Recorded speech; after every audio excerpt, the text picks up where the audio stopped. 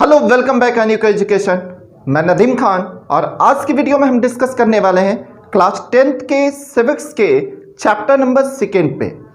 Actually ये हमारा federalism का टॉपिक है। इससे पहले चैप्टर नंबर 1 इट मीन्स हमने पावर शेयरिंग पे ऑलरेडी डिस्कस कर लिया है। वो अगर अभी तक आपने नहीं देखा है तो आपको इस वीडियो के डिस्क्रिप्शन में लिंक मिल जाएगा, वहां से आप इस टॉपिक को देख सकते हैं। तो चलिए हम वीडियो को स्टार्ट करते हैं विदाउट टाइम वेस्ट किए हुए। और एक छोटी सी रिक्वेस्ट है आपसे कि अगर आप हमारे चैनल पे नए हैं तो प्लीज़ इसे सब्सक्राइब कर ले और अपने ज़्यादा से ज़्यादा फ्रेंड तक शेयर करना बिल्कुल ना भूलें। तो चलिए विदाउट टाइम वेस्ट किए हुए हम वीडियो को स्टार्ट करते हैं।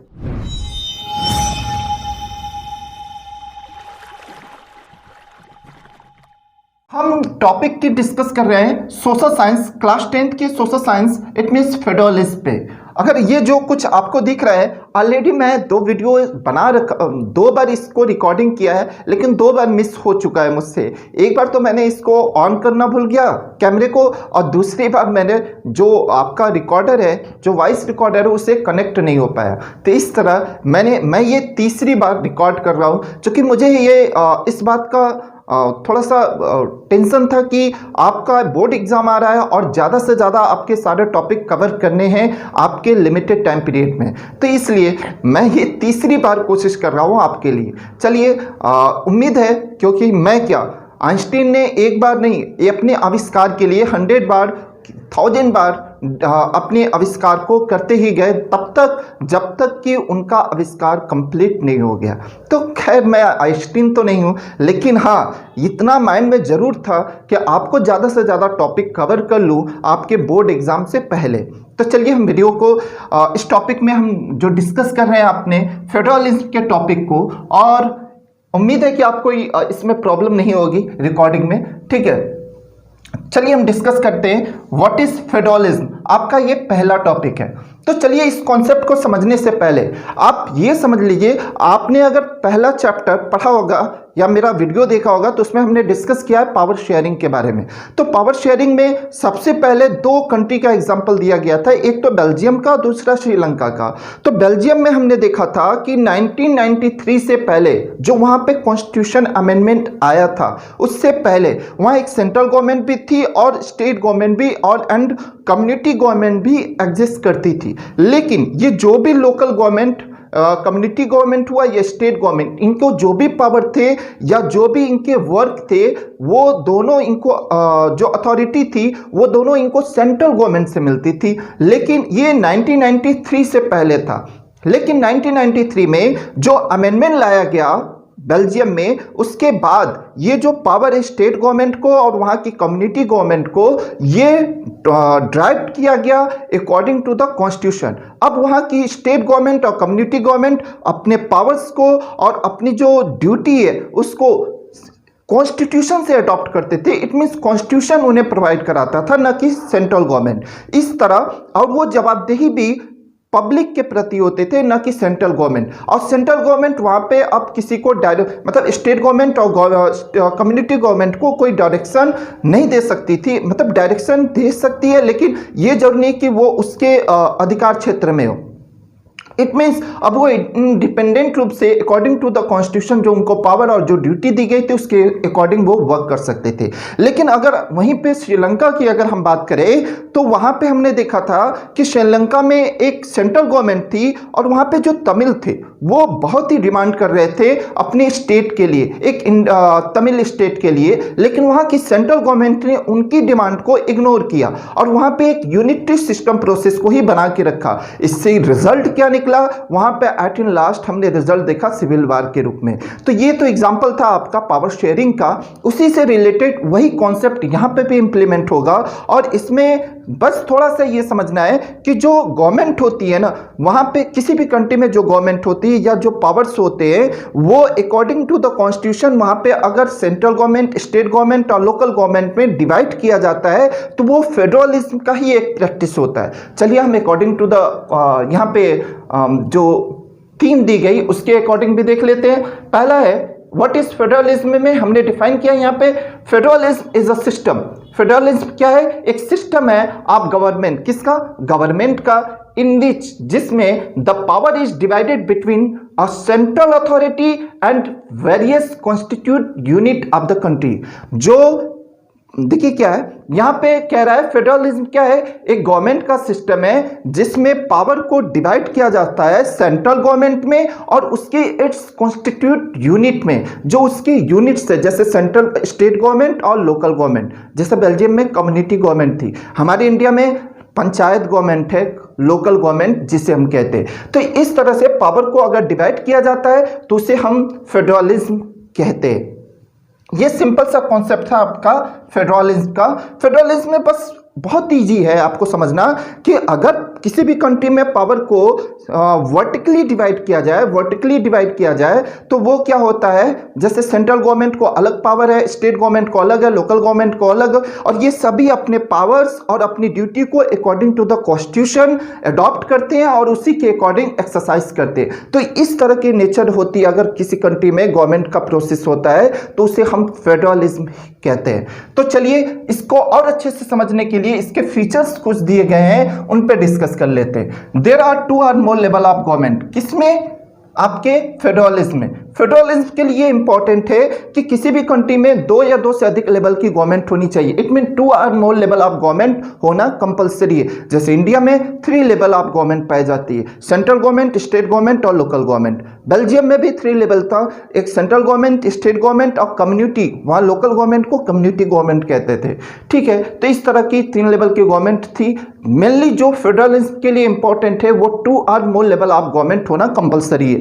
एंड सेकेंड फीचर्स की अगर हम बात करें, डिफरेंट टायर ऑफ गवर्नमेंट, जो अलग अलग लेवल की गवर्नमेंट होती है वो govern the same citizen, govern तो सेम सिटीजन को करती है, but each government have power independent of the other. लेकिन हर एक लेवल की गवर्नमेंट को जो पावर होता है वो एक दूसरे से अलग होता है। कैसे होता है?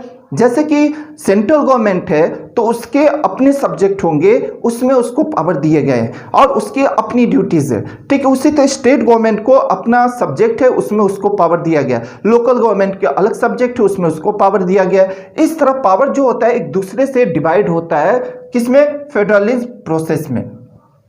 अगर थर्ड फीचर्स की अगर हम बात करें इसमें, the fundamental provision of the constitution, जो फंडामेंटल होगा किसी भी कंट्री के कॉन्स्टिट्यूशन का जो फंडामेंटल प्रोविजन होगा उसे can not be change bye 1 level of government, उसे एक लेवल ऑफ गवर्नमेंट नहीं चेंज कर सकती। एग्जांपल के तौर पे इंडिया का जो फंडामेंटल राइट है या कॉन्स्टिट्यूशन का जो भी फंडामेंटल प्रोविजन है उसमें हमारी सिर्फ सेंट्रल गवर्नमेंट चाहे तो उसे चेंज नहीं कर सकती, या तो स्टेट गवर्नमेंट चाहे तो उसे सिर्फ चेंज नहीं कर सकती।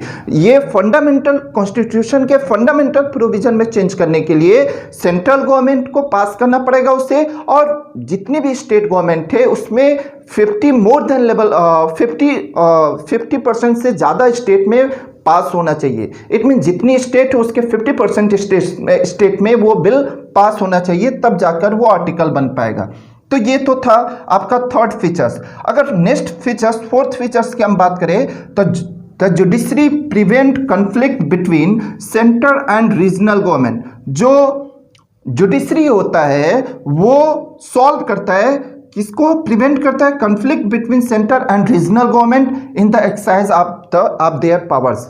अगर किसी भी कंट्री में सेंट्रल गवर्नमेंट और स्टेट गवर्नमेंट या लोकल गवर्नमेंट में अपने पावर को एक्सरसाइज करने में कोई भी कन्फ्लिक्ट पैदा होता है, कोई विवाद पैदा होता है, तो उसे वहाँ पे उनके पावर को डिफाइन करने का काम और उन पे न्याय करने अकॉर्डिंग टू द कॉन्स्टिट्यूशन उनके पावर को डिफाइन करने का काम, उनकी ड्यूटी को डिफाइन करने का काम कौन करती है? जुडिशरी करती है। इट मीन्स आपका जो आपका सुप्रीम कोर्ट है वो करता है।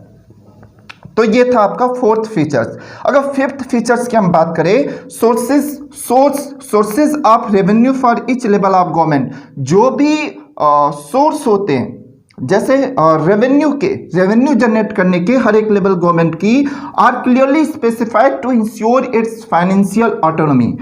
क्या है कि जो भी जो भी गवर्नमेंट होगी, चाहे सेंट्रल लेवल की, स्टेट लेवल की या लोकल लेवल की गवर्नमेंट, उनको जो उनके जो सोर्स ऑफ रेवेन्यू है वो क्लियरली स्पेसिफाइड होंगे, डिक्लेयर होंगे, उसमें कोई भी कॉन्फ्लिक्ट नहीं होता। जैसे कि सेंट्रल गवर्नमेंट को ये डिफाइन है कि वो कहाँ कहाँ किन किन टॉपिक्स में टैक्स लगा सकते हैं और कहाँ से वो रेवेन्यू जनरेट कर सकते हैं, उसी तरह स्टेट गवर्नमेंट के भी सब्जेक्ट डिफाइन होते हैं कि वो कहाँ पे टैक्स लगा सकते हैं और कहाँ से रेवेन्यू जनरेट करते हैं। सेम वैसे ही लोकल गवर्नमेंट के भी अपने सब्जेक्ट होते हैं। ठीक है, तो ये तो था हमारा फिफ्थ फीचर्स।